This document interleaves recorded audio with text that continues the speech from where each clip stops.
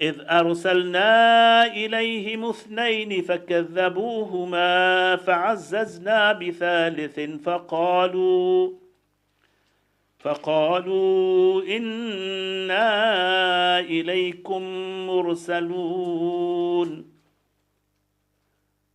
قالوا ما أنتم إلا بشر مثلنا وما أنزل الرحمن من شيء إن أنتم إلا تكذبون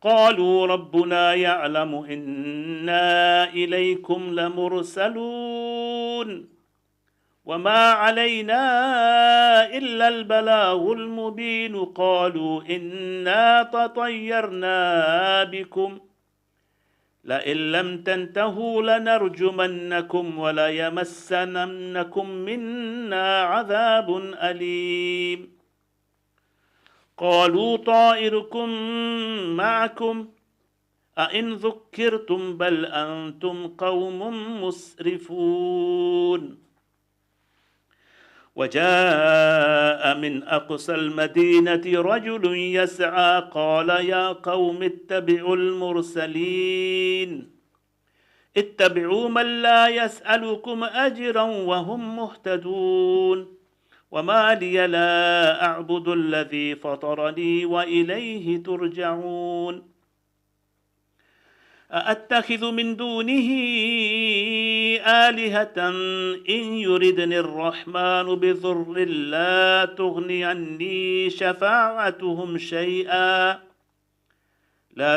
عني شفاعتهم شيئا ولا ينقذون إني إذا لفي ضلال مبين إني آمنت بربكم فاسمعون قيل ادخل الجنة قال يا ليت قومي يعلمون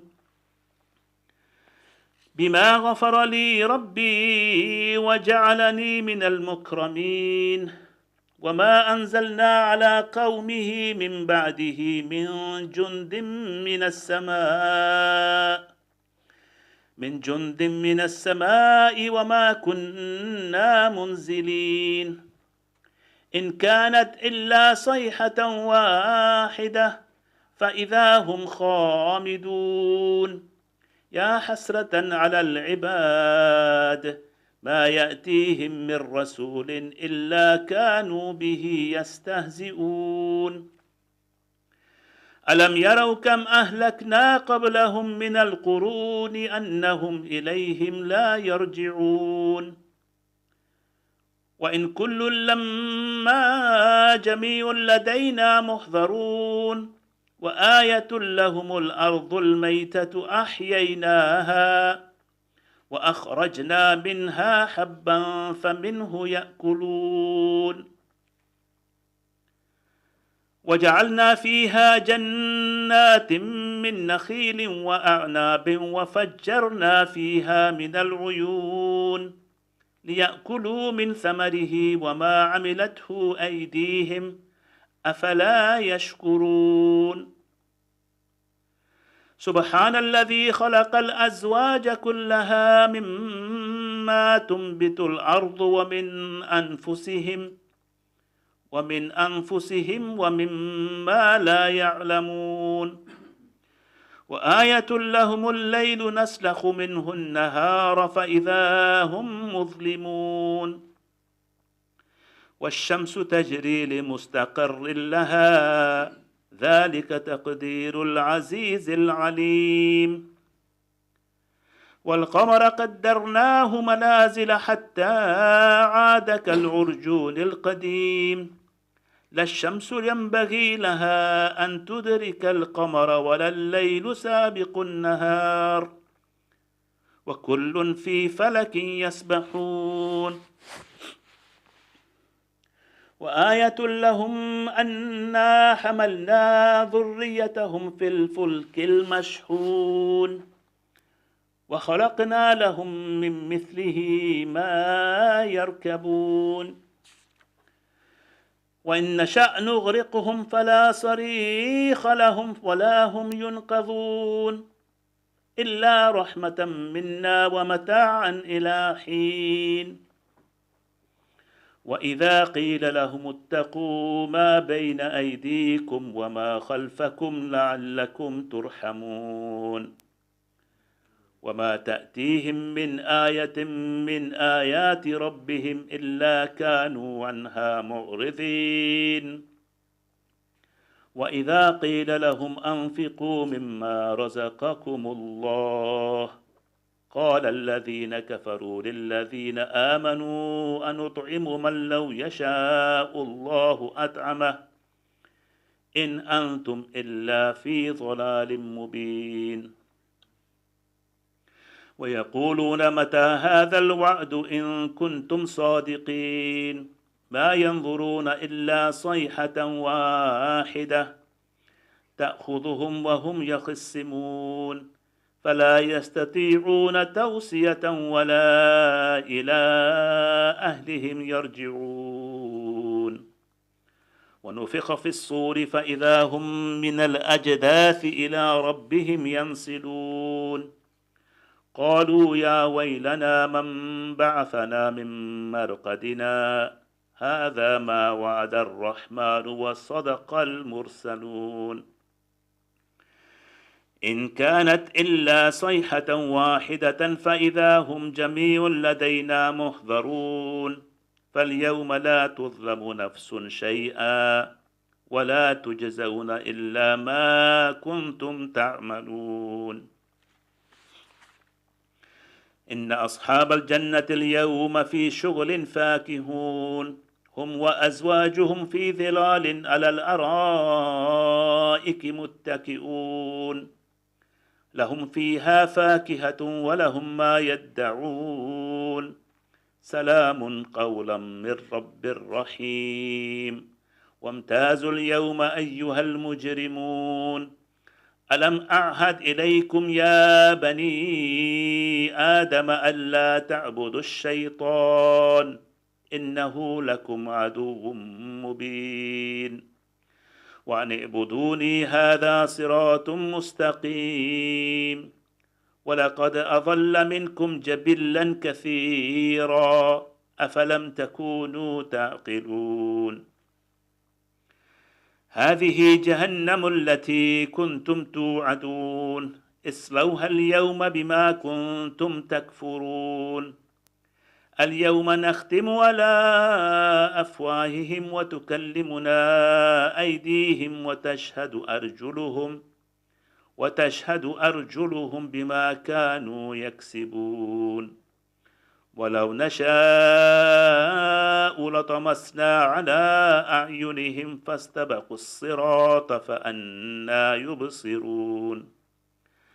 ولو نشاء لطمسناهم على مكانتهم فما استطاعوا مضيا ولا يرجعون. ومن نعمره ننكسه في الخلق أفلا يعقلون. وما علمناه الشعر وما ينبغي له إن هو إلا ذكر وقرآن مبين لينذر من كان حيا ويحق القول على الكافرين. أولم يروا أنا خلقنا لهم مما عملت أيدينا أنعاما فهم لها مالكون وذللناها لهم فمنها ركوبهم ومنها يأكلون ولهم فيها منافع ومشارب أفلا يشكرون. واتخذوا من دون الله آلهة لعلهم ينصرون لا يستطيعون نصرهم وهم لهم جند محضرون. فلا يحزنك قولهم إنا نعلم ما يسرون وما يعلنون. أولم ير الإنسان أنا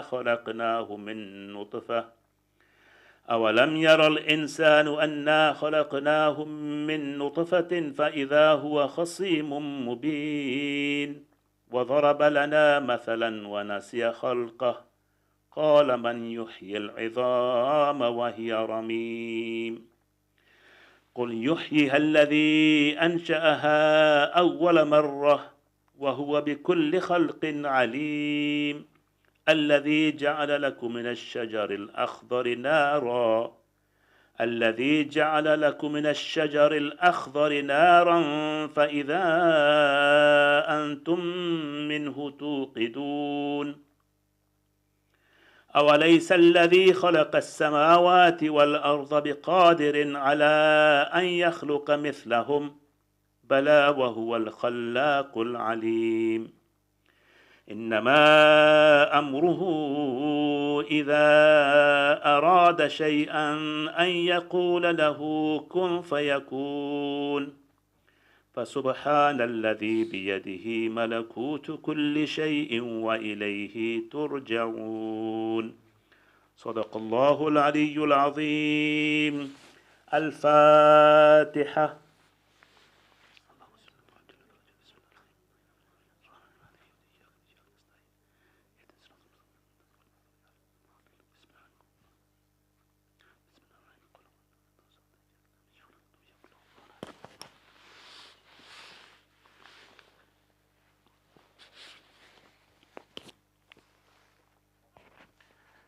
Salawat.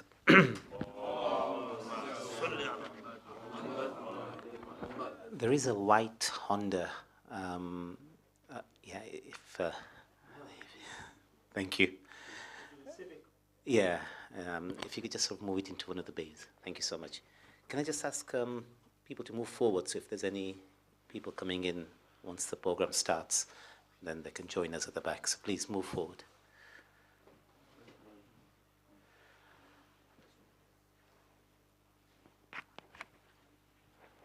Before I invite Maulana Sahib, is there anyone who wants to recite Marsiya? I was waiting for, cover, okay. I actually messaged you, I didn't see you.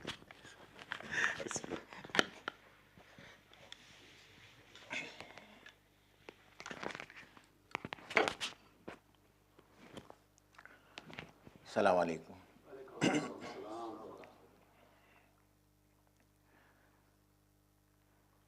Before I start, myself, from my family and from the community in Leeds, we want to pay our sincere condolences to the family who have come from London, and especially the Shah family, who we have close relation in Leeds. Marhuma Saeeda Bano was, we have fond memory of her. Some of us did develop close relationship with her, and we fondly remember her attitudes towards her own family, immediate as well as the larger family, as well as to the community, and her attitude towards life. She was a wonderful person, wonderful woman, and very much liked the Majalis of Imam Hussain.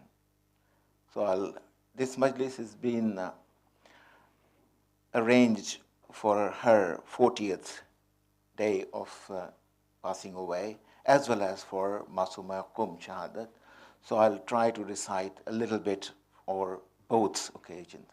Say Salawat.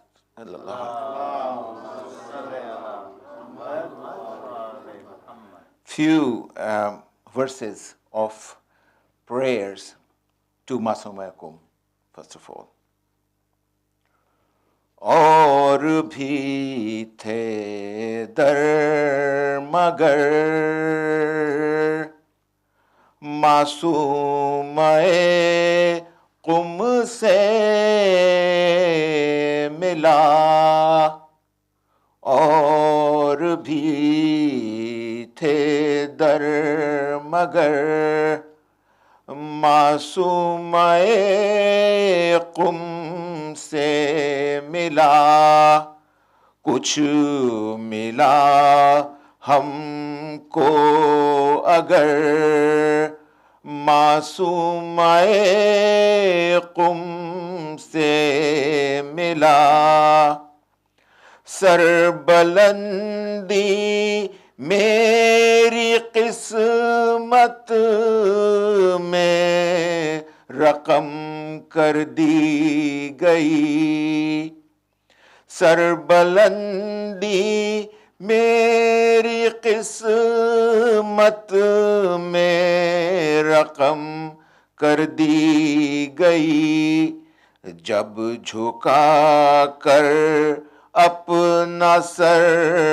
معصوم قم سے ملا، کربلا جانے کا آیا تھا میرے دل میں خیال، کربلا جانے کا آیا تھا میرے دل میں خیال، اور پھر اذن سفر معصوم قم سے ملا، کربلا جانے کا آیا تھا میرے دل میں خیال، اور پھر اذن سفر معصوم قم سے ملا، تھی در شہر نبی پر سجدہ ریزی کی تڑپ. I wanted to go to Medina, and that's what it's saying. تھی در شہر نبی پر سجدہ ریزی کی طلب، راستہ اس کا مگر معصوم قم سے ملا، راستہ اس کا مگر معصوم قم سے ملا، یوں تو صاحب اور بھی در ہیں جہاں میں محترم، جب دعا مانگی اثر معصوم قم سے ملا، جب دعا مانگی اثر معصوم قم سے ملا، اور بھی تھے در مگر معصوم قم سے ملا، کچھ ملا ہم کو اگر معصوم قم سے ملا. صلوات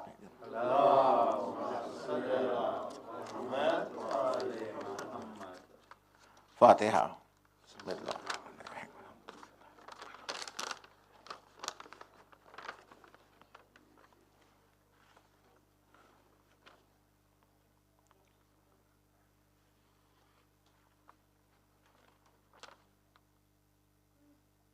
صلوات بھیجیں محمد.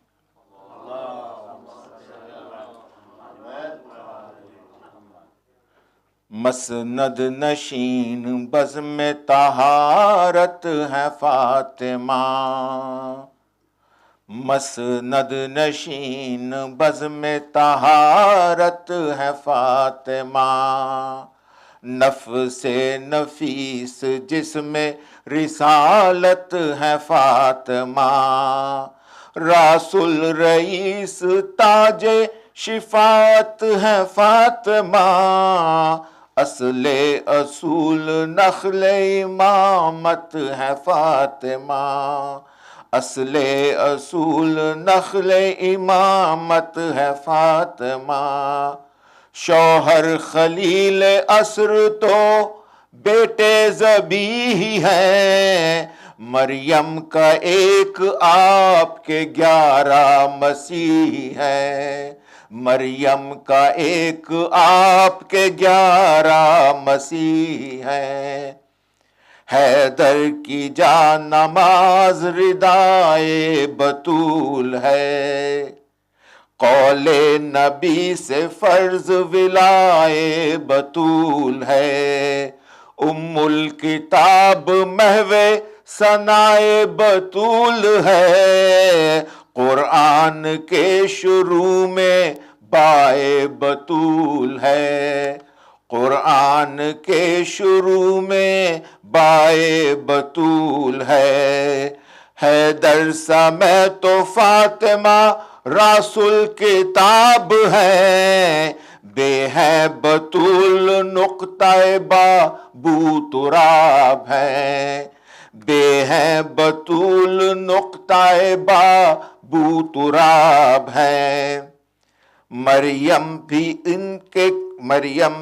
ان سے کم ہے، مسیحا سے پوچھ لو، مریم بھی ان سے کم ہے، مسیحا سے پوچھ لو، آدھا بھی مرتبہ نہیں، سارا سے پوچھ لو، اپنوں کا کیا ہے تذکرہ، آدھا سے پوچھ لو، جاؤ مباہلے میں نصارہ سے پوچھ لو، جاؤ مباہلے میں نصارہ سے پوچھ لو، زہرا سی عورتیں ہیں نہ حیدر سے مرد ہیں، ختم الرسل کے بعد یہ زوجین فرض ہیں، زہرا سی عورتیں ہیں نہ حیدر سے مرد ہیں، ختم الرسل کے بعد یہ زوجین فرض ہیں، یہ جان مصطفیٰ صفت بو تراب ہیں، بیٹے شریک نور رسالت ماب ہیں، ماں مطلع شرف ہے، پسر آفتاب ہے، ام الکتاب یہ ہے وہ گویا کتاب ہے، ام الکتاب یہ ہے وہ گویا کتاب ہے، زہرا نے اپنی گود میں کیا لال پائے ہیں، منزل میں بولتے ہوئے قرآن آئے ہیں، منزل میں بولتے ہوئے قرآن آئے ہیں، سورت سے آشکار ہے سیرت رسول کی، باتیں رسول کی تو فصاحت بطول کی، میراث میں ملی ہے کرامت رسول کی، تطہیر فاطمہ ہے طہارت رسول کی، تطہیر فاطمہ ہے طہارت رسول کی، وارث نبی کے علم کی تنہا بطول تھی، پردہ نشی نہ ہوتی تو یہ بھی رسول تھی، پردہ نشی نہ ہوتی تو یہ بھی رسول تھی، مسند نشین بزم طہارت ہے مصطفیٰ،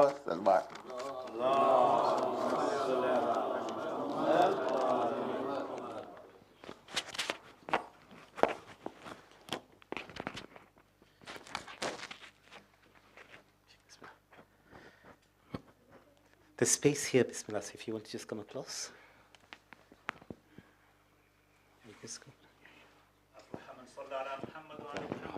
Allahumma salli ala Muhammad wa ali Muhammad.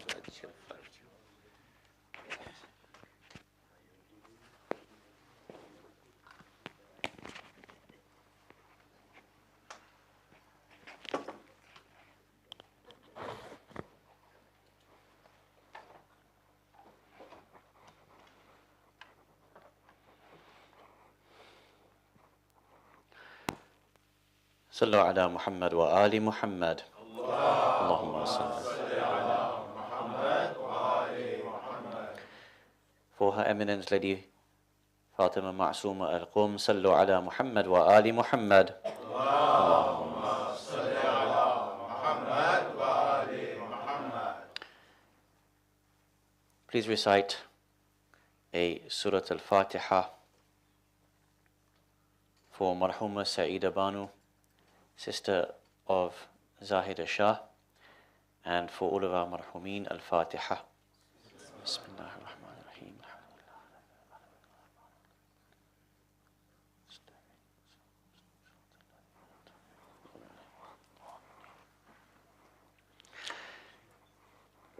As normal, we will be going through several verses of the Quran. So I ask everyone to open their Qurans on their phones. The starting verse that we're going to look at is from Surat Al-Baqarah, chapter number 2 of the Quran, verse 256. But we'll also have several other verses that will come up on the screen as well, inshaAllah. Not today? Oh, computer's not working today, no problem. So you'll just have to open it on the phones, and I will tell everyone the verses and we can follow them together, inshaAllah. Sallu ala Muhammad wa ali Muhammad. Allahumma salli.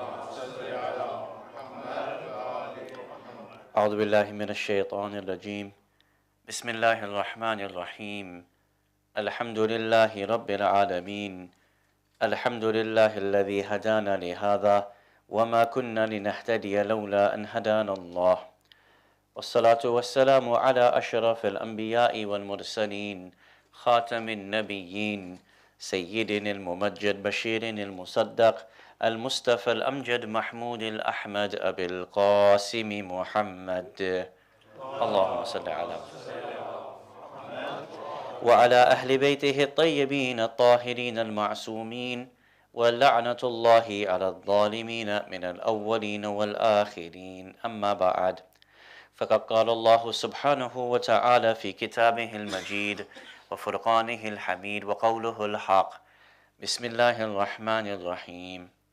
لا إكراه في الدين، قد تبين الرشد من الغي، فمن يكفر بالطاغوت ويؤمن بالله فقد استمسك بالعروة الوثقى لا انفصام لها، والله سميع عليم.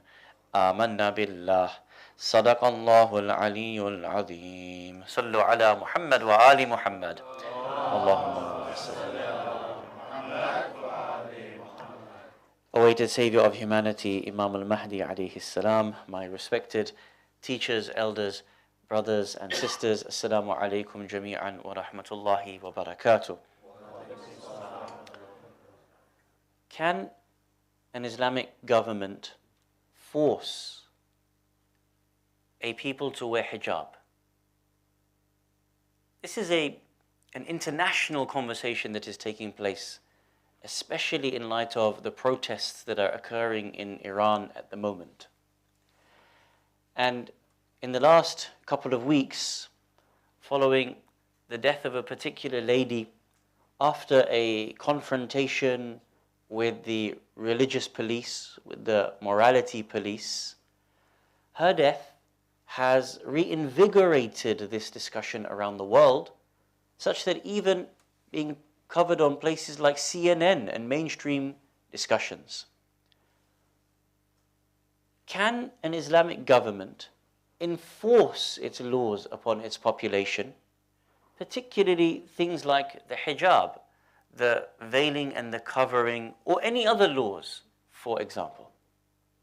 How does the Quran speak about this? How do the ahadith speak about this? And what are the famous verses that are normally used to debate this particular topic? Today, our discussion is to honor the martyrdom anniversary of Her Eminence Lady Fatima Masuma al-Qum, salawatullah wa salamuhu alayha. Allahumma salli ala. She is the daughter of the 7th Imam al-Kadhim and the sister of the 8th Imam Ali ibn Musa al-Rida, salawatullah wa salamuhu alayhim ajma'een.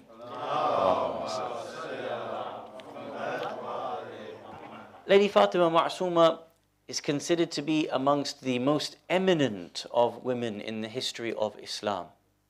So much so that her titles are so brilliant, so outstanding by their nature, that she has been mentioned in history in certain ways.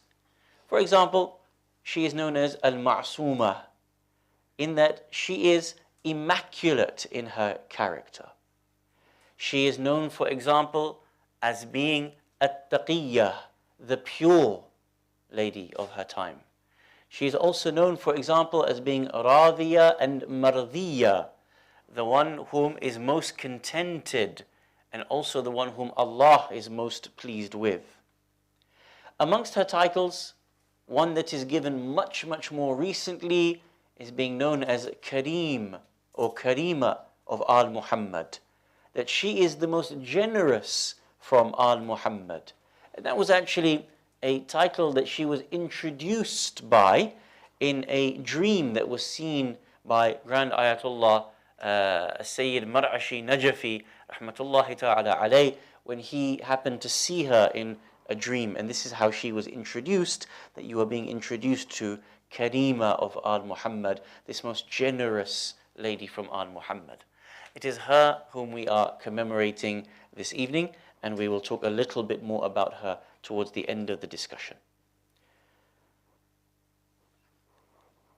From the perspective of the Islamic theory, can we enforce the rulings of hijab? This discussion does not question the obligatory nature of the hijab. That is an assumption we are already making, that to cover oneself in a modest way whilst out in public should be a given for the norms within a civilized society. But from the Islamic perspective, it is wajib for that to take place. Therefore, this discussion is not having that conversation as to whether it is obligatory or not, what are the lengths of covering, in what spaces and not. That discussion has already been assumed in this discussion. In light of the protests that are occurring in Iran and the wave of discussions that are occurring off the back of that, is it permissible for us to enforce hijab rulings in public in an Islamic government? Now, clearly this conversation has many connotations to it. If one asks this question, they can ask this question from the opposite angle as well. If we are permitted or not permitted to enforce certain types of clothing, is a government permitted to force a lack of clothing, for example? And the reason why this is important is because across the pond in France, being a secular government or an extremist secular government, there they actually force women not to wear clothes. You know very well that Muslimat, female Muslims, they want to be able to cover themselves in certain spaces. For example, at the beach or in the swimming pool. And there the law is that religious symbolism in certain public as well as certain governmental spaces is not permitted. So for example, a person may not be permitted to wear a cross if it symbolizes religion.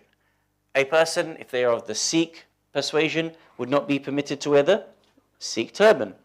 But similarly, a Muslimah, a female Muslim, who wants to dress modestly, for example, at the beach, if she wears what is known now as a bikini, you may have heard of this term, a sort of bikini rather in the burqa fashion, that it covers you, that actually police there will stop you from that and remove you and even arrest you or give you a fine. So you can see here this question actually has both sides to it. Number one, can a government force you to wear? But similarly, should a government force you not to wear? We can extend this conversation differently, away from an Islamic government. We are here in a mosque or in a Husayniyah. Can the mosque enforce certain religious wear? For example, if someone wanted to come in less than religious clothing or immodest clothing, are we permitted to allow them to enter out of freedom, or do we have permission to force within our own religious space? Or we go a step further. Can a mother and father force their child to be able to wear hijab? As an example, can you see this question doesn't have one single permutation, it has multiple permutations to it.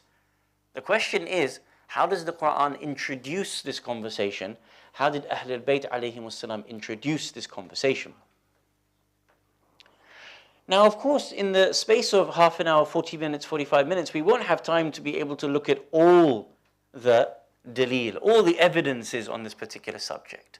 So from the start, I have to give you a proviso and say to you that we're only going to look at very limited number of points, and God willing, we might have time and space to be able to look at further discussions and become much more detailed, much more nuanced in our discussion. However, for the sake of brevity, we will look at one particular famous ayah of the Quran and break it down and see how the Quran and how Ahlul Bayt alayhi wasallam explained this particular ayah, which is the most famous and most debated verse of the Quran when it comes to this topic of enforcing laws or otherwise. And inshallah, whether you and I are having this conversation at home or at school, or we're having this conversation about what's happening in Iran or any other space, we can use these verses of the Quran to be able to have a basis for our discussion. With the love of Her Eminence Lady Fatima Masuma Al Qum, please recite Salawat ala Muhammad wa Ali Muhammad.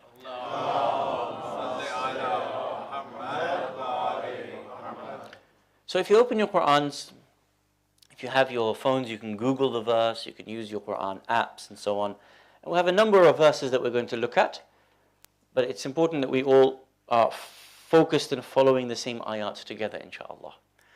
So the first verse that we're looking at is Surat Al-Baqarah, chapter number 2 of the Quran, verse 256. This is the most famous verse that we need to be able to think about. Bismillahir Rahmanir Rahim. La ikraha fid Deen. How do we translate this verse? There is no compulsion in religion. La ikraha fid Deen. Now the reason as to why we know the translation of this verse in this way is because this has become what is popular for us in our translations. Of course, people have translated the Quran, and if you read, for example, Shakir, or if you read Abdullah Yusuf Ali, they translate the ayah in this particular way, and it's what's become famous, it's what's become known, that this is the meaning of this ayah. La, there is no ikrah, compulsion, fi, in, ad-deen, religion. And this is how we normally come to translate this particular ayah. But is it correct to translate this verse in this particular way? Are we reliant on others to explain the verse of the Quran through its translation? Is that how we read the Quran? Is that how we learn the Quran? Of course, that's not correct. The Quran is the Quran. The translation is a human interpretation. Someone has to say, this is what the word means to me in my understanding, and therefore I translate the word in this context, or with this synonym, in this way. Are you and I going to follow the translation of the Quran? Of course not. We cannot make laws based on a translation of the Quran, nor can we understand the Quran through a translation of the Quran. Yes, it gives us isharat. It points towards certain things, meanings. It helps us to understand, but it is not an evidence in and of itself. And so immediately we have to negate our understanding that the verse says, La ikraha fid Deen means there is no compulsion in religion. Because that in and of itself is not a proof just because someone has translated it as such. Tell me, who is the first and primary translator of the Quran? Who is the person, or who is the one whom we actually get the meanings of the Quran from first? Whom? Rasulullah? Say again? Allah Himself. Allah Jalla Jalaluhu Himself. Who is the author of the Quran? Allah. So whom has the right to be able to explain to you His words? First and foremost, Allah subhanahu wa ta'ala. And that makes obvious sense, because any author, when you read a book from any author, if you don't understand something, the first person you would surely go to and ask, what is the meaning of this phrase? What is the meaning of this ambiguous word? You would go to the author. So the first person we would go to ask the meaning of a word or the meaning of a phrase has to be the author himself. Of course, we cannot knock on the door of Allah subhanahu wa ta'ala, God, and ask Him this. But Ahlul Bayt alayhim wassalam have explained the methodology. Amir al-Mu'mineen Ali ibn Abi Talib salawatullah wa salamuhu alayh, in a famous hadith says, Al-Quran yufassiru ba'dahu ba'd. The Quran explains itself. The Quran comments upon itself. And that should be obvious to you and I. If Allah is going to use a word in a certain way, we have to see how Allah uses that word in the Quran to explain that word. If I write a book and I have a certain word or a certain phrase that is ambiguous, it might be on page 20 I use the word. But later on, as you're reading the book on page 40, you say, that's the way he uses the word. That's the meaning. It's the application of the word. It no longer is ambiguous, it is clear. So we have to go to the author of the Quran to see how he uses words, how he uses phrases to explain the meaning of this phrase. La ikraha fid deen. There is no compulsion in religion, or whatever the verse actually means. So this is what we're going to do this afternoon. We're going to do two things. Number one, look at how Allah uses this word deen. There is no compulsion, so on. And number two, how was this ayah revealed? What was the occasion of its revelation? And then inshallah, we might have some window into understanding how this discussion unfolds about the permissibility or impermissibility to enforce laws. And then inshallah we will refer back to the issue of Iran and its enforcing of certain laws, and then inshallah turn towards our conclusions. La ikraha fid deen. 4 words. La, there is no, to negation. Ikrah, force or compulsion. Fi, in. Ad-deen. However we understand the word deen, religion. We need to see how Allah uses the word deen in the Quran. There are more than 70 occasions in which Allah uses the word deen in the Quran. As a mufassir of the Quran, you would be obligated to go through every one of those 70 and understand them. And we don't have time to go through all 70. Unless you want a really long discussion. But if you kind of get the accumulation of those, primarily Allah uses the word deen in 3 different ways. Some of them you probably know, some of them you may be having to be introduced to, which we will do shortly inshallah. 3 ways Allah uses the word deen. Let's have a look at these 3 ways. We'll pick verses and I'll demonstrate to you the way Allah uses the word deen, and we see if it fits. La ikraha fi ad-deen. Does it fit? The way Allah uses the word deen here, does it fit? There is no obligation, no compulsion, no force in deen. What does deen mean? And every time we look at the word deen in the Quran and how Allah uses the word deen, we'll see if it fits in the phrase. La ikraha fi ad-deen. So, question 1. When is the first time Allah uses the word deen in the Quran? This one should be easy for all of you. Surat Al-Fatiha. Bismillahir Rahmanir Rahim. Alhamdulillahi Rabbil Ar-Rahmanir Maliki Yawmid. Okay, excellent. So everyone should know Surat Al-Fatiha. Maliki Yawmid Deen. What is the translation of Maliki Yawmid Deen? What does Malik mean? Master. Yawm, day. Deen, day of judgment. Everybody's in agreement. Maliki Yawmid Deen. Alhamdulillahi Rabbil Alameen Ar-Rahman Ar-Rahim Maliki Yawmid Deen. In Surah Al-Fatiha, what do we say? Allah is the master of the day of judgment. Everybody's in agreement. No difference. No translation, no second opinion. We're all in agreement. So here Allah uses the word deen in which way? To refer to the day of judgment. Apply it. La ikraha fid deen. there is no compulsion in the Day of Judgment. Does it make sense? Does it make sense? No, it doesn't make sense, does it? That can't be the meaning of La ikraha fid deen. There is no compulsion on the Day of Judgment. There absolutely is compulsion on the Day of Judgment, correct? Yes? Will you be raised? Yes. Will all of us be raised on the Day of Judgment? Yes. Is there compulsion that you attend the Day of Judgment? Yes. It's not a day off school that you can fake an illness. Yeah? There's no calling in a snow day on the Day of Judgment. Are you going to be called before your Lord to take account of the deeds that you have done? Yes. So there is compulsion on the Day of Judgment. Allah says in the Quran, Surat Yasin, Man ba'athana min marqadina hada. Who's woken me up from my resting place? All of us are going to say that. All of us are going to exclaim, I'm in my grave, thousands of years, and now I've woken up for the Day of Judgment. Can you see? So there is compulsion on the Day of Judgment. So the first potential meaning, La ikraha fid deen, there is no compulsion, no obligation in Deen, Day of Judgment, is not acceptable as a meaning of the word Deen. Everybody in agreement?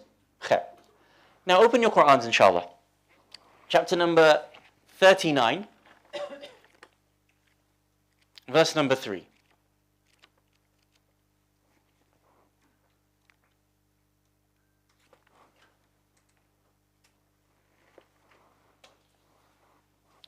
Surat Az-Zumar, chapter number 39, verse number 3. And see how Allah uses the word deen in this context. La ikraha fid deen, there's no compulsion on the Day of Judgment. There is. So we reject that meaning. This one, however, is very curious for us. Bismillahir Rahmanir Rahim. Ala lillahi deenul khalis. Now, surely sincere obedience is due to Allah alone. Allah, now, lillahi, for Allah, ad-deen, heartfelt obedience, khalis, sincere. When someone is mukhlis, they are sincere, right? So the word deen here in the Quran is used in which way? Obedience from the heart. Ala lillahi deen khalis. For Allah is genuine obedience, genuine love, genuine commitment, genuine belief. So the word deen here in the Quran is used in the context of what? Obedience, sincere obedience to Allah subhanahu wa ta'ala. Now, let's apply it back to La ikraha fid deen. La ikraha fid deen. There is no compulsion in sincere obedience to Allah. Does that one make sense? No or yes? It makes sense. Is there compulsion? Can I compel you to sincerely believe in Allah? Yes or no? Can I compel you? No, I can't compel you. Is it something that can only occur in the heart? Yes. So is it possible for the second meaning, La ikraha fid deen, to mean this? The word deen meaning sincere obedience. There is no forcing you. There's no compulsion. There's no force fid deen in making you believe in Allah. Can I make you believe in Allah? No, I can't make you believe in Allah. If I show you a red apple and I tell you it's green, can I force you to believe that it's green? No. So there is no force in sincere devotion. It can only come from within. You understand? So the second potential meaning of La ikraha fid deen is correct. There is no forcing you to devote yourself to Allah. It's only something that comes from within here. If you believe, you believe. If you don't believe, you don't believe. It's not something I can force you into.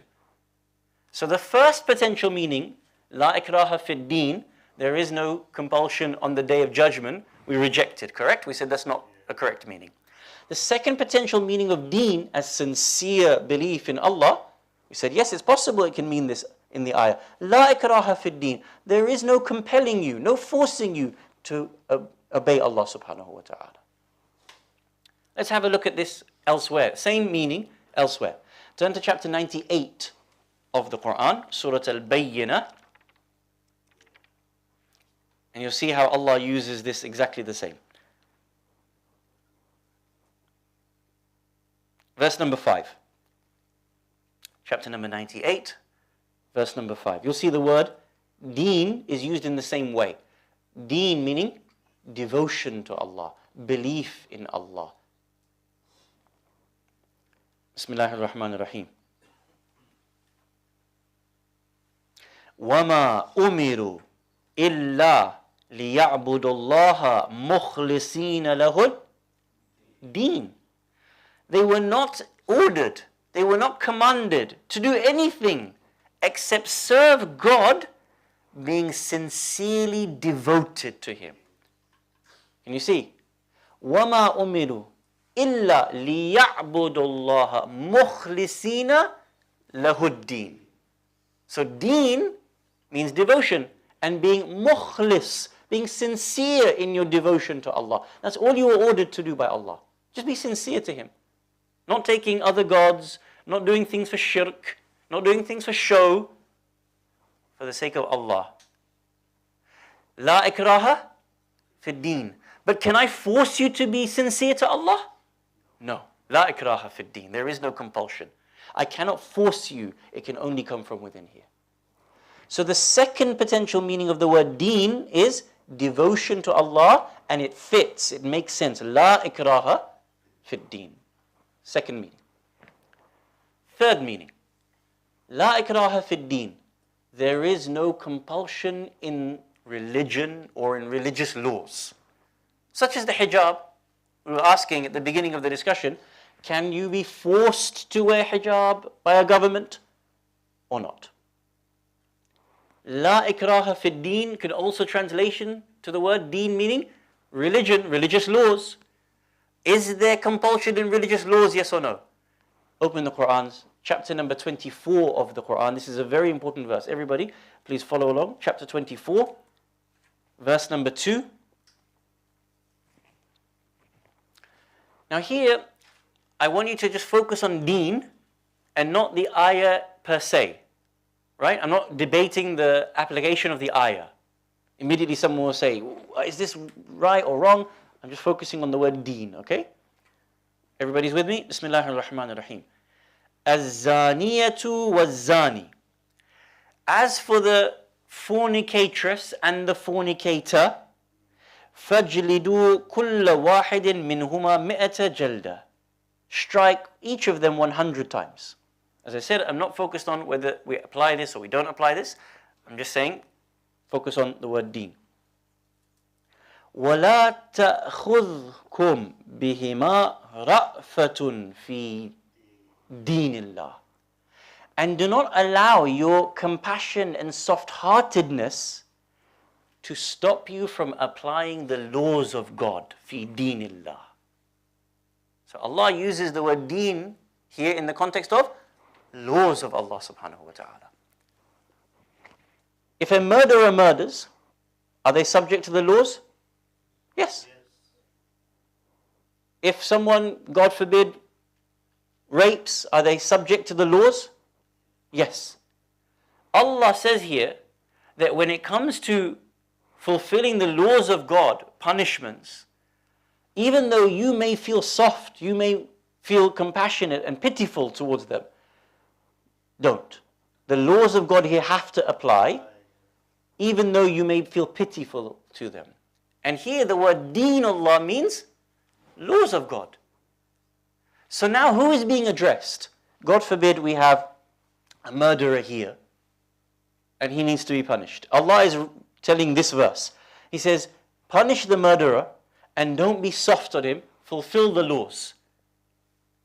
Who is being addressed? We are being addressed, correct? Is Allah compelling us here to fulfill the laws or not? Yes.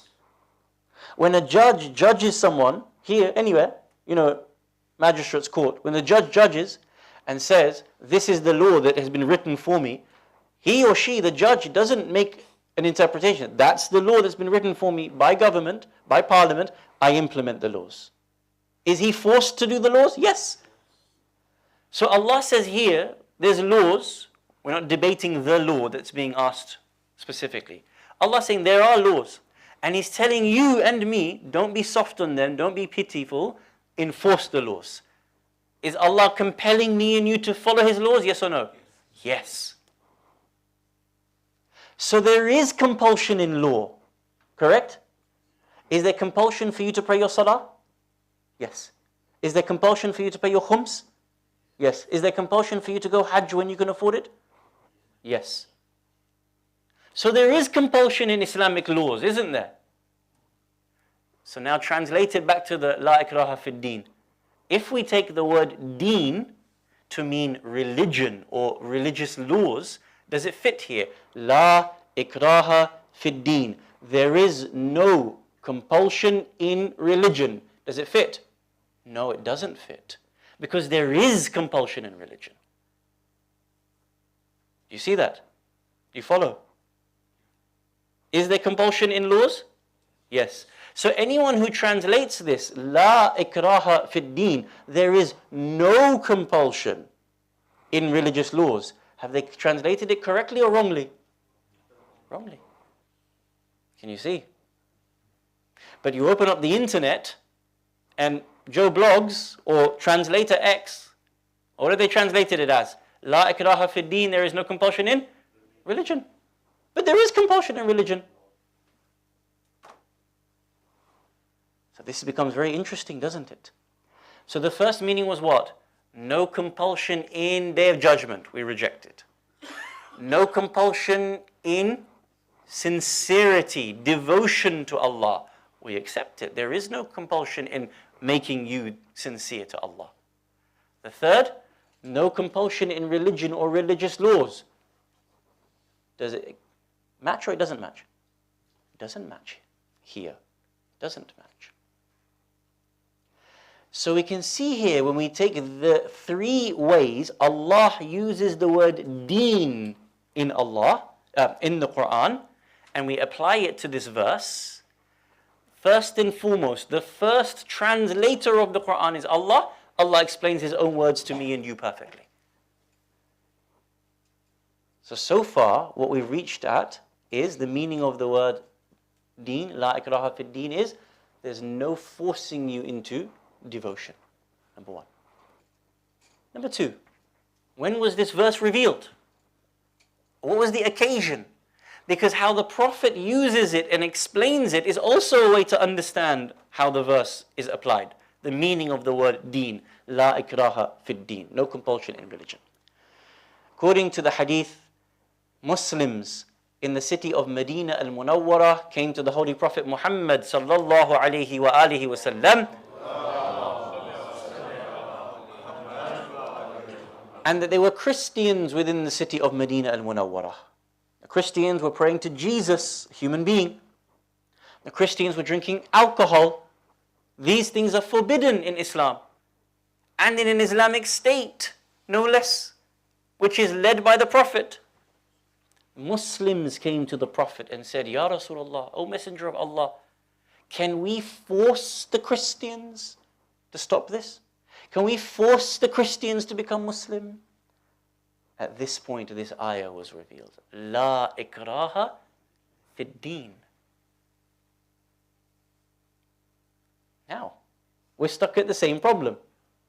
What is the meaning here? Is it the first meaning? Ya Rasulullah, tell the Muslims, there is no compulsion in the Day of Judgment. Doesn't fit, even with the incident. What about the second meaning? Ya Rasulullah, tell them, there is no compulsion in being sincere to God. Does it fit? Does it fit as a potential response to the Christians who were drinking alcohol, who were committing shirk? It fits. Can I force them? No, there's no compulsion in making them sincerely believe in Tawheed, in one God. If they want to believe in three, La ikraha, there is no forcing them. There's no compulsion. It fits, doesn't it? So we have a double tick here. In terms of the way Allah explains the word Deen, mukhlisina lahu Deen, it makes sense. In regards to the event that the Prophet had to deal with at that time in Medina, it also makes sense, correct? You can apply it. What about the third one? There is no forcing religious laws upon them. Does it fit? It does fit, doesn't it? Ya Rasulullah, can we force them to stop drinking alcohol? La ikraha fi deen. No, these religious rules are for me and you as Muslims. You as a Muslim, it's haram for you to drink alcohol. But they're not Muslim. They don't believe in that. Therefore, la ikraha fi deen. You cannot compel them in your religious law. You understand? So, we have 2 ticks here. 2 ticks as to the potential meaning of the second explanation, and 1 tick for the third explanation. No forcing religion in Day of Judgment. No one accepts. No forcing religion, sincere. 2 ticks. No forcing religious laws, 1 tick. 1 potential meaning. Last explanation. La ikraha fi deen. What's the next part of the verse? قَدْ تَبَيَّنَ الرُّشْدُ مِنَ الْغَيِّ. Truth stands distinct from error, from falsehood. So you know, whenever you look at a verse of the Quran, you can't look at it in isolation. You have to look at the whole ayah, whole part of the ayah. La ikraha fi deen. قَدْ تَبَيَّنَ الرُّشْدُ مِنَ الْغَيِّ. There is no compulsion in whatever. Truth stands out clear from error. First meaning. La ikraha fi deen. No compulsion in the Day of Judgment. Truth stands out clear from error. Make sense? Doesn't make sense, does it? It doesn't flow. So again, 3 crosses. No one accepts this meaning. Second meaning. Devotion. La ikraha fi deen. No compulsion in making you devoted to Allah. قَدْ تَبَيَّنَ الرُّشْدُ مِنَ الْغَيِّ. Truth stands out clear from error. Does it make sense? It does make sense, doesn't it? It's correct, isn't it? So 3 ticks for the second meaning of the word deen as devotion in the heart. Last one. La ikraha fi deen qad tabayyana ar-rushdu min al-ghayy. No compulsion in the laws of Allah. Truth stands out clear from falsehood. Let me reword it. There's no compulsion in making you follow the laws of Allah, but it should be obvious to you which laws you should follow. Truth stands out clear from error. Makes sense that way, doesn't it? So the third potential meaning has a second tick to it, doesn't it? First meaning, Deen, Day of Judgment, no ticks. Second meaning, Deenul Khalis, devotion to Allah, 3 potential ticks. The way it's explained by Allah, with the word Deen, the way it's explained by the Prophet in the Hadith, and the way it's contextualized by قَدْ تَبَيَّنَ الرُّشْدُ مِنَ الْغَيِّ. Third one, first one wasn't a tick. Second one, how the Prophet uses it, we said it makes sense. Third one, in the context of La ikraha fi din qad tabayyana ar-rushdu min al-ghayy, makes sense. Can you see? The meaning of La ikraha fi din has 2 potential meanings. The strongest meaning is, I cannot force you to believe in Allah. I cannot force you to be sincere to God. That's the primary meaning of the verse. The secondary meaning of the verse is, there is no compelling you to the Islamic laws. And this becomes a problem, doesn't it? It becomes a problem for 2 reasons. One, we are compelled. As a believer, you are compelled. As someone who is not a believer, you are not compelled. Can you see the distinction? Me and you, salah is wajib upon us. Prayer, daily prayer is wajib upon us. We are compelled by God. But if you're a Christian or an atheist, there is no compulsion upon you. Now, take the situation of Iran. Iran is an Islamic country. It has Sharia as its law. It is a Muslim community. Look at these two verses, or these two interpretations. There is no compelling you to sincere devotion. Does it apply to the hijab? Other meaning. There is no compelling you to Islamic laws. But we just said that there is compulsion in Islamic laws for a Muslim. Can you see? Now this is where Iran goes through this issue. Because it is an Islamic community, a Muslim nation, a Muslim state, its primary laws are governed by Islamic laws. Therefore, the nation's laws are that there is an Islamic dress code, a dress code of modesty. That we don't reduce ourselves to animals, where you just look at each other through sexualization. I respect you as a human being first, before I look at you as just simply meat, something for me to jump upon. So because that's the law in Islam, human dignity, Iran's laws are based on those laws, which means that there is compulsion in those laws. Now, of course, not everybody is going to be Muslim. For them, there is no compulsion. Number two, not everybody is going to be devoted. مُخْلِصِينَ لَهُ Deen. Not everybody is going to be devoted. But this is where it becomes a problem, doesn't it? Because some people don't want to wear the hijab. And in the majority of cities, you won't even see a single morality police. But in those cities which are actually more Islamically orientated, like Tehran, like Mashhad, like Qum, you will see them. But in other places like Shiraz, in Isfahan, you probably will go a month, 2 months, 6 months without seeing one morality police. Because they know not to enforce it in areas that primarily is not practicing Muslims.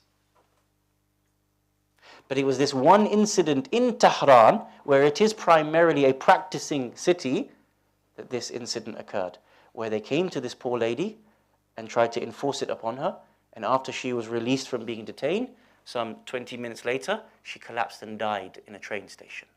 Allah knows best, and whoever is accountable will be held accountable to it. This is the law of Allah. Can you enforce it? Islamically, yes. Number two, Islam has certain laws which are democratic. Iran has a supreme leader, a jurist that oversees the direction of the country. But did you know it's actually a democracy? Did you know that? It's very important. Do you know that or you don't know that? Iran is a democracy, which means it has representational government from locality, which means its laws can be changed by the vote of democracy. If the majority of people tomorrow vote to change that law to say, we don't want hijab as the way in which we should dress publicly, tomorrow the constitution of Iran says that it has to change. So even though it's an Islamic government, its laws are based on democracy. But the majority of people there still want hijab. And so it continues until, unless and otherwise, people vote otherwise. This is how the Islamic State of Iran works, the Islamic Republic of Iran works. For me and you, which is not affected directly by Iran, this discussion is a very important discussion. Because we need to know our own laws. Does Allah enforce things upon me and you? Does Allah enforce things upon others who do not believe, who do not comply, who do not want those laws upon them? Through this one ayah, we're able to see the nuances in this verse. And of course, there are many more verses, many more ahadith, many more principles. We don't have time to be able to go through those today. But for you and I to understand this is important, so that if our family members are talking to us about it, non-Muslims are talking to us about it, we are asked, why does Iran force hijab? We can see here that Islamic law has compulsion and that it is a democratic country, and as a result, If you want to change the norms within that country, you change it through the ballot box, just like you do in this country. And this is how we navigate this particular very sensitive, very contemporary issue of, can we enforce the rulings of hijab? The family of Marhuma wants to make a special thank you for those who have recited Quran and Dua for Marhuma. Marhuma is in a state of barzakh, this intermediary state between this world and the Day of Judgment, a period of waiting. Barzakh is a window into the rewards that a person gets forevermore after the Day of Judgment. Imagine you have done 1 billion good deeds. May Allah make it more and more for you. Allah, in His justice and in His kindness, is already gifting to you some of those rewards in barzakh before the Day of Judgment. And this is the purpose of this state. It's not a waiting period. It's not purgatory like it is in Christianity. It is a state in which you've already begun to receive the outcomes of your deeds, both good and bad, whilst you await the Day of Judgment. Incredibly, think about Lady Fatima Masuma alayha salam. She tells us, or the hadith tells us, that the reward of visiting her is the same as if you visit Lady Fatima al-Zahra alayha salam. Think about that. So whatever your reward is in barzakh, whilst we are waiting for judgment, for visiting Lady Fatima al-Zahra, the doyen of all women, the leader of all women of the universe, the same reward would go to you if you visit Lady Fatima Masuma al-Qum, salawatullah wa salamuhu alayha. Allahumma salli ala. This is the station of this great lady that we have come to commemorate this afternoon. For someone to be able to have the same reward of visitation as that of Lady Fatima alayha salam tells you how important this lady is. And to see until today the role that Qum al-Muqaddisa has in the Islamic world tells you the importance of Lady Fatima Masuma as the divine guardian and protector of that city. This should be sufficient for us to know the station of Lady Fatima alayha salam. Why is she like this? Why is she so important to us? When Imam al-Rida alayhi salam was forced to leave Medina al-Munawwara and go to Marv, Lady Fatima Masuma was called by Imam al-Rida alayhi salam to go to him and to help in the spread of Islam in that region, the spread of Shi'ism in that region. Think about this very carefully. With Rasulullah was Lady Khadija. With Ali ibn Abi Talib was Lady Fatima al-Zahra. With Imam al-Hussein was Sayyida Zainab and Kulthum. With Imam al-Rida alayhi salam was Fatima Masuma al-Qum. That's the station of this lady. That without both of these two working together, in all cases, Rasulullah, Amir al-Mu'mineen, Imam al-Hussein and Imam al-Rida alayhi salam, they would never have had Islam spread the way it would have. He calls upon Lady Fatima to come to Marv so that he can have her presence there, her guiding light there. But upon her journey, those who were the enemies of Ahlul Bayt alayhimus salam surrounded her caravan, butchering her brothers, her cousins, and her nephews. According to some, Lady Fatima alayhi salam was poisoned. According to others, the grief that she felt at seeing the massacre of her family in front of her own eyes was so devastating that she became so fragile and so ill until, lying there in a state of illness, the followers of Imam al-Kadhim and Imam al-Rida alayhi salam called her and tried to bring her to Qum to give her some medicine to help her. But it was there that she met her demise, and she is buried inside Qum in a place called Baytun Nur, the house of light, in which she is buried upon. Imagine if this is the stature of Lady Fatima Masuma alayha salam. Just imagine the station of Lady Fatima in her assisting Imam Ali alayhi salam. But imagine in days like this, when they have attacked the house of Fatima, when they have martyred her unborn child, when they have thrusted a nail into her chest, when they have asked her to stop grieving, what state Imam Ali alayhi salam was in. Fatima used to go to the houses of the Ansar and the Muhajirin. She used to knock on their door. Imam Ali alayhi salam used to take her on horseback. He used to walk the horse to each house, and then she would call upon the ladies inside every one of the houses. She would say, "Do you not remember your pledge of allegiance at Ghadir Khum, when you pledged allegiance to my husband Ali ibn Abi Talib?"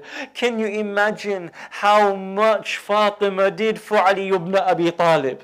If you can imagine what Fatima Ma'suma al-Qum was to do for Imam al-Rida, and you can imagine what Fatima al-Zahra did for Ali ibn Abi Talib, can you imagine what Zainab and Kulthum did for Imam al-Hussein alayhi salam?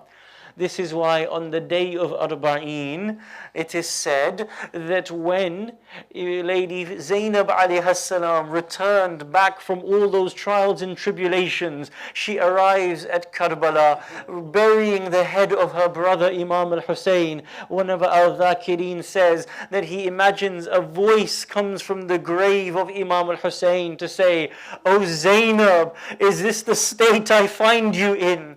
When I left you from this world, you were not like this, but you have returned back to me after 40 days, having been whipped and lashed, having been chained, having been paraded from city to city, having had stones thrown at you. O Zainab, my sister, is this the state that I find you in now?"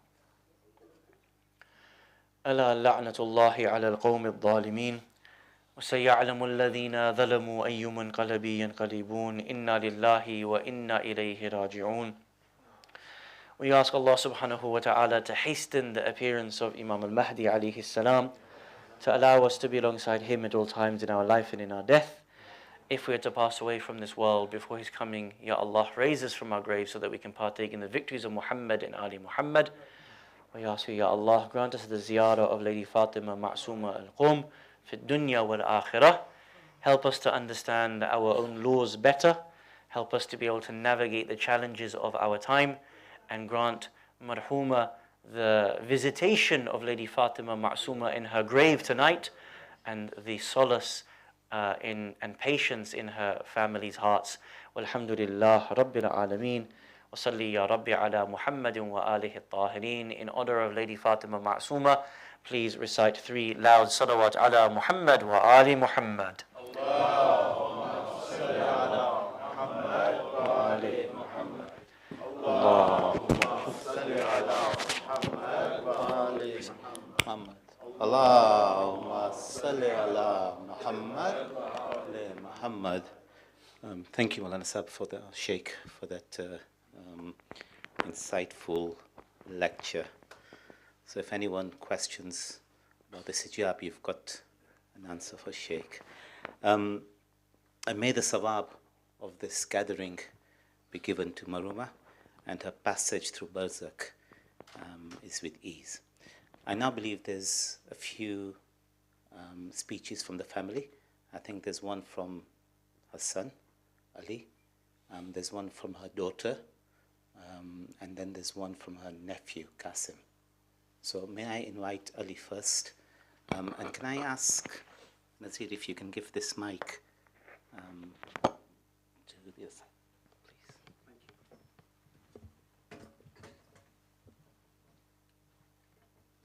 Thank you.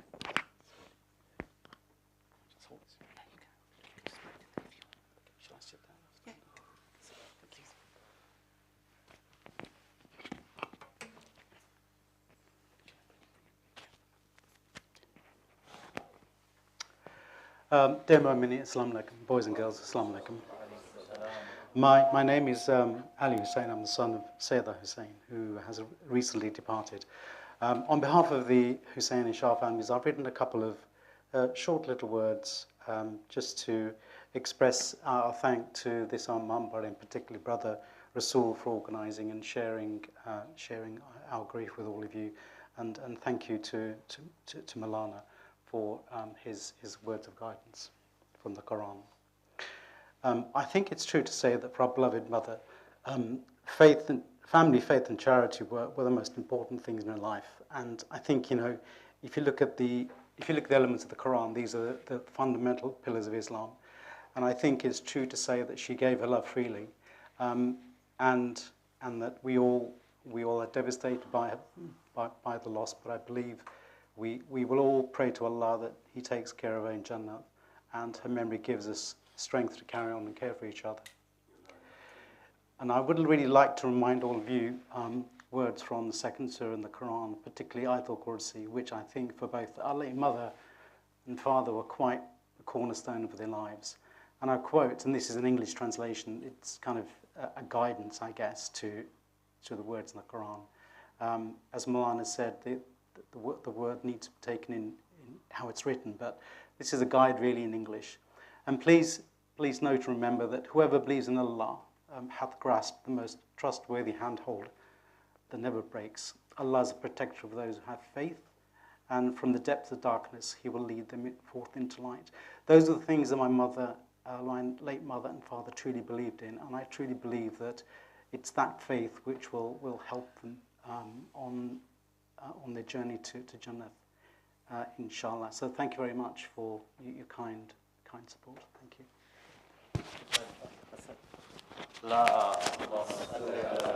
Muhammad. Can I ask Qasim?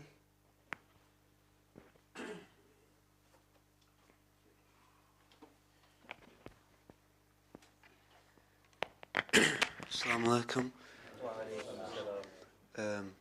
As I used to know, well, as we'd call it, Antibar, I used to go every summer, and like Mama Willie was saying, the thing she held dear to her was constantly seen and provided almost a beacon between everyone of just joy, and kind of brought religion and everything together. And it kind of makes you realise how even though someone's gone, it's rather than you need to reflect and think, reflect on the positive memories and how you should value family and everyone even more in this world, and rather than just forget about the important things that really matter.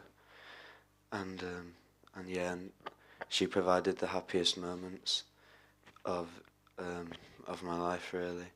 And I just feel like everyone doesn't appreciate who they have until they're gone, really, and only expresses how they feel until they sadly perish. And that should change, and that's all I have to say, and thank you for everyone coming.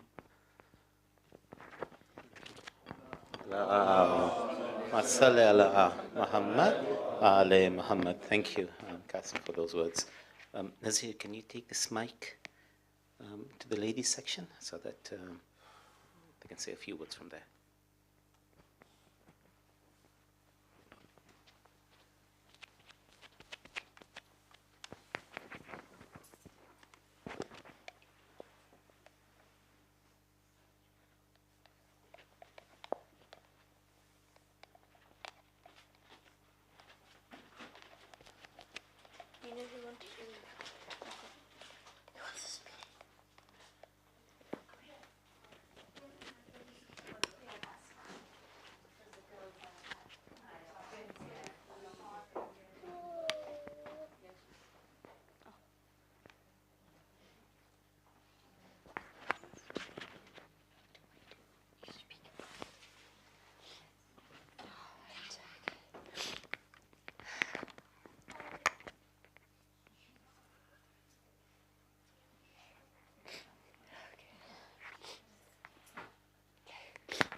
Assalamu alaikum.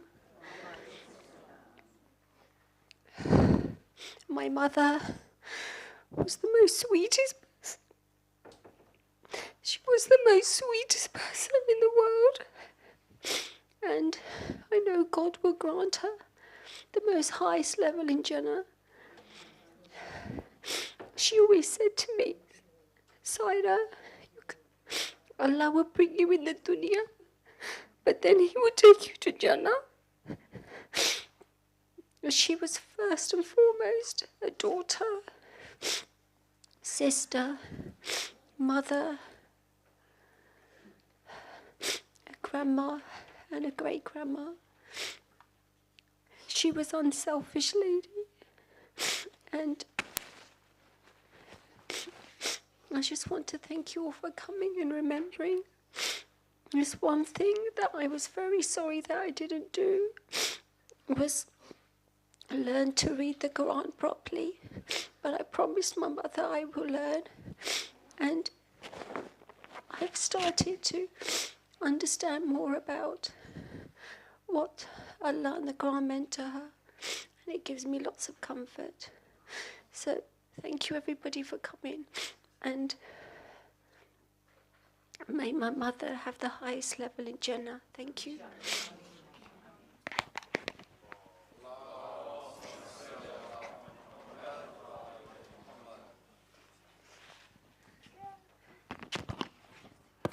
Can I invite, while I invite Tariq Bhai to recite Siyadat, can I ask you all to recite Surah Fatiha for Marhuma, please?